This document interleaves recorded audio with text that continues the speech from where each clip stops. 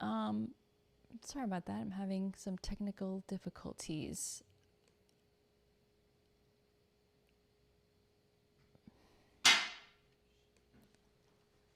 I think I'm back. Sorry about that.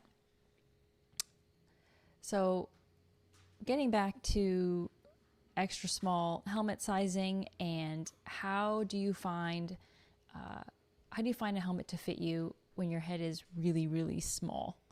I'm an extra small. I measure right into a Shoei extra small and an Arai extra small, but I can't wear an Arai because my head is too narrow. So something to always look at when you're trying to size is what's my head shape and then what helmet am I looking at. So if if you look at me, I'm very oval, so I'm very skinny. You can see my head, it's very small like this. And it's also very small this way, but my head it's not very wide. It's very, very slim. So I'm always going to be looking at finding intermediate ovals or ovals. Some long ovals I've tried are just too skinny, so that's why I fall into this kind of middle category called intermediate oval. No, Guy, I did not have a wild dog attack, but I don't know, I had some rats probably chewing wires or something. Exactly. Thank you, Chug 535. You read my mind. So generally what I've seen in the past, I don't know, 8 to 10 years is really small, typically the smallest size helmets, extra small and small, are usually women. 9 times out of 10. I can count maybe 3 times ever. I don't know, maybe 5 times. I've actually fit a guy in an extra small or small. They're just not as common. It's not that you don't exist, but it's an uncommon size. Most men's size between, I'd say, medium, large, extra large. That's kind of where I think that lives. So most women are extra small, small. So I have a message here for guys who are always shopping for their females. Your female is very likely not a medium, and she's very, very, very unlikely to be a large or extra large. Very unlikely. They're out there, but that's not the common sizing. So try to measure your person and then try to at least see where the person falls into a size chart. Always look at head shapes, but I can pretty much guarantee you that the majority of women fall into extra small and small. Especially the really small heads are typically going to fit the best into Icons, Arais, and Shoeis. Arais for the rounder heads, Shoei and Icon for the extra smalls.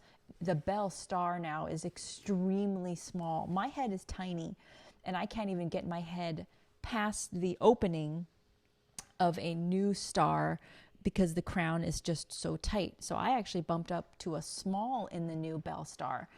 That helmet is so small if you're shopping for an extra small helmet.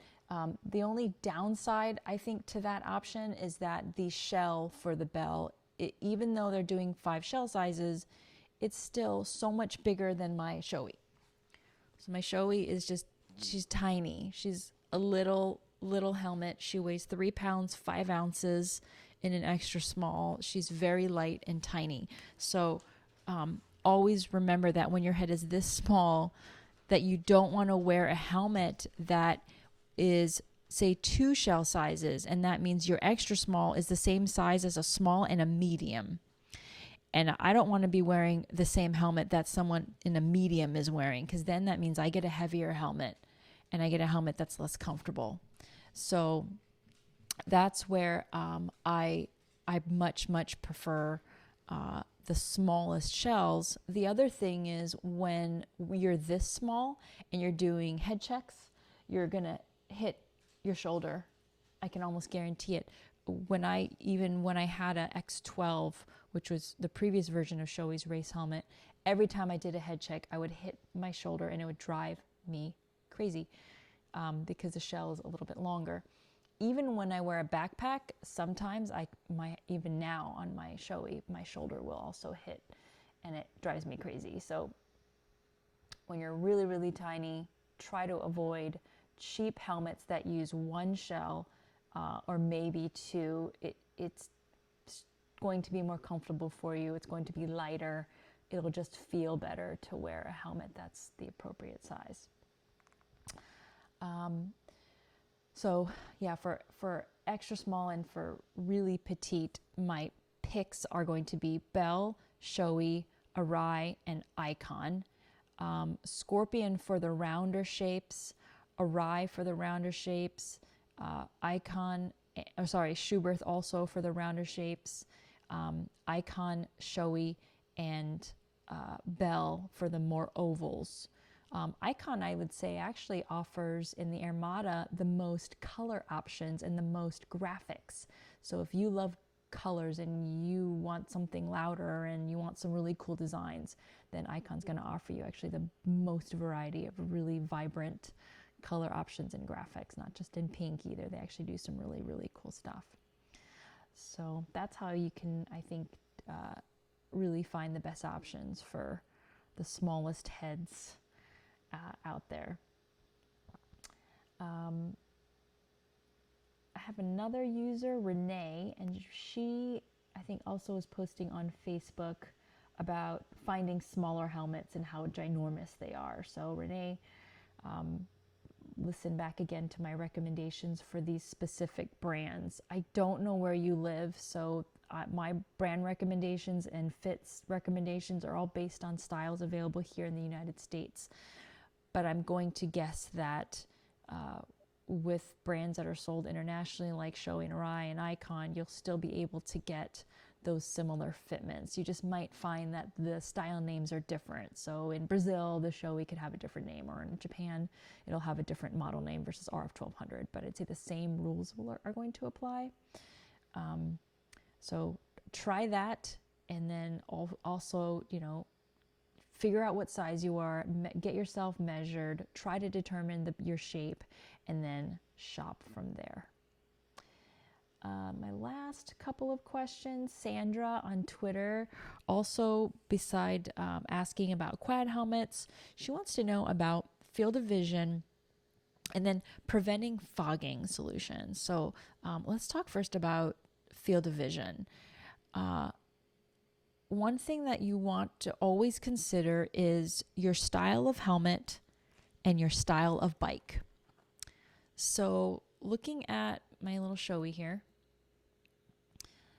you'll see that if I turn it from this to the side, it has this kind of angle. It has this side angle. Oops, where my little reflective is falling off here.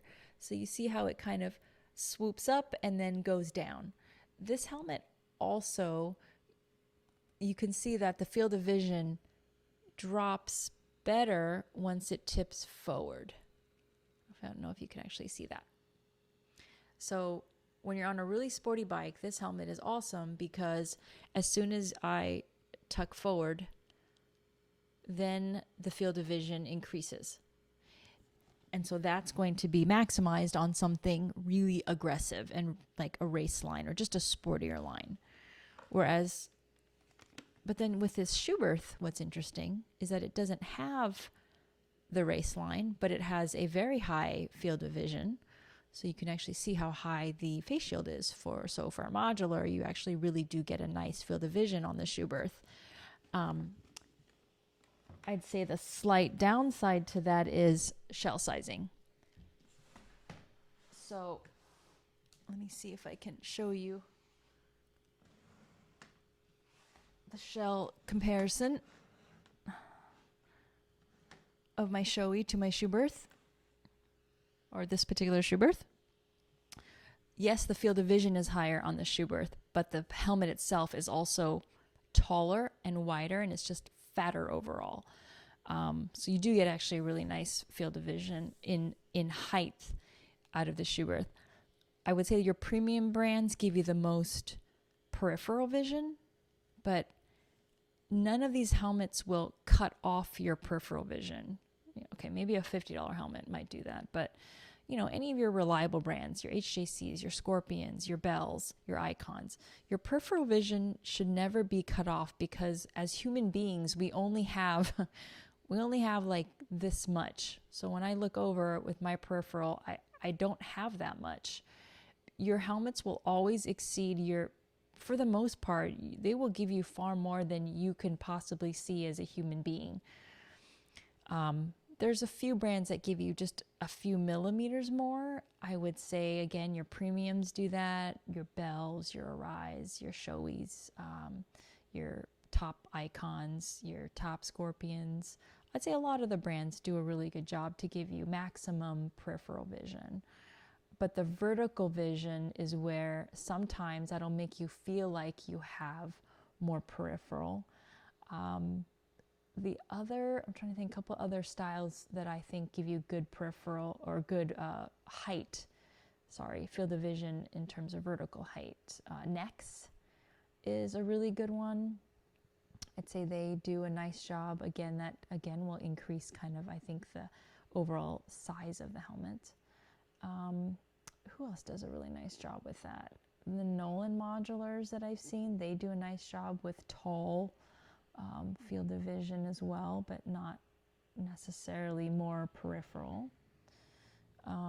I've never had any issues with my Shoei or any of the helmets I've owned with peripheral, again, because they're relying on you to do real head checks, not just peripheral vision, because your peripheral will never let you see your blind spot. You still have to do a head check to see what's behind you, right? So you still are going to need to rely on that. And once you do a head check, wow, now you really have increased your peripheral vision sideways. So I'd say it's probably my best advice for kind of maximizing that feature. Trying to think what other brands I think offer really good peripheral and field of vision. Really just all of your premium brands, HJC does a really good job. Scorpion does a great job. That's why you spend more than $80. So your $80 helmets will never be as comfortable. They'll never be as quiet. They'll never be, I think, as protective. They won't be as quiet. They won't vent as much. Whereas your $200, your $300, your $400, your $500, your $600 helmets, that's where you start adding on layers every step up the price ladder. A quieter helmet, a more comfortable helmet, one that seals better, one that doesn't fog up. You're going to get these bells and whistles to give you these features. As far as fogging,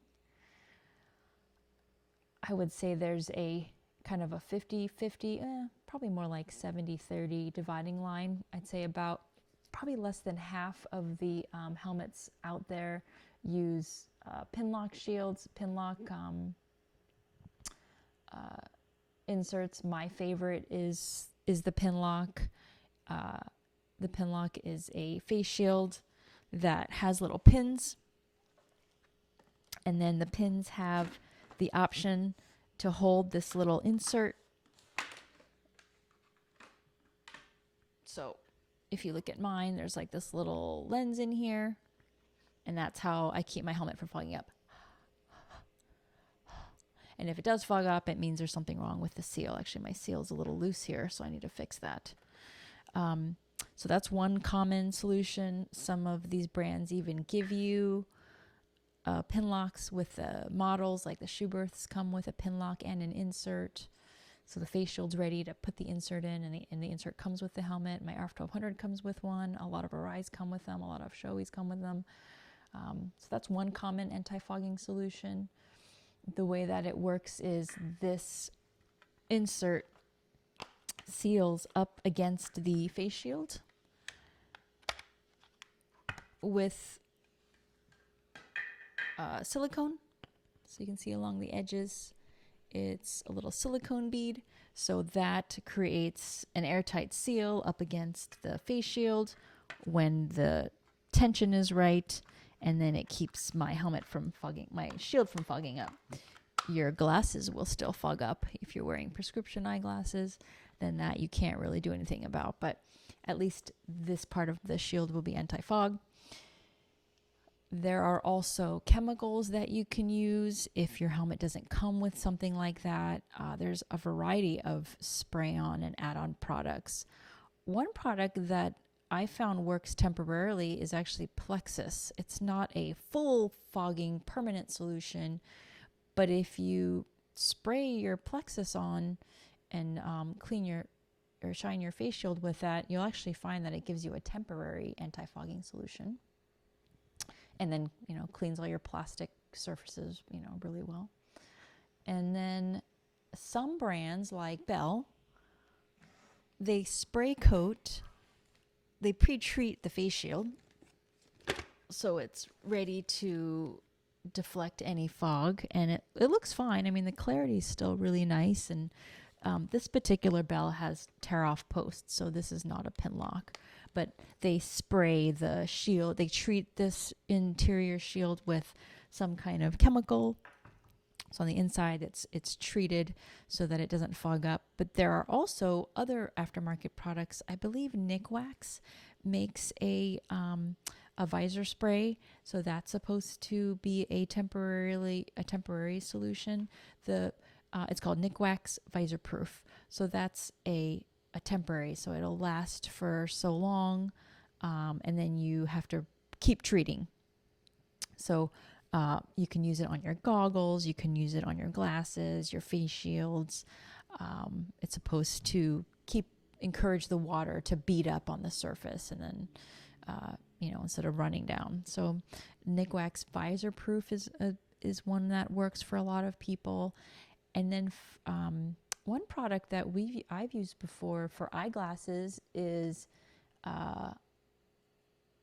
these eye drops that you can buy on Amazon called, oh God, I just lost it on the tip of my tongue. I'm blanking out. It's called not Four Eyes. It's called Clarity Defog It. That's it. They have these drops that are temporary, and you drop it on your glasses, and then for probably a couple or few times riding it probably keeps your glasses from fogging up. Other than cracking your face shield open, I'd say these chemical solutions are probably your best option to keep your helmet from fogging up on you. But I heavily rely on my pin lock solution, which I really love, and I'd say go with a brand that pre-treats your face shield, like Bell, like Icon. I think Scorpion also has a pre-treated option on their face shield. It's just I feel like it's a must-have thing. You're always going to ride at some point when it's a little cooler outside, and you need to keep your helmet from fogging up. So those are my ideas for anti-fogging and kind of what I've used. I think I've gone through all the questions that I wanted to answer.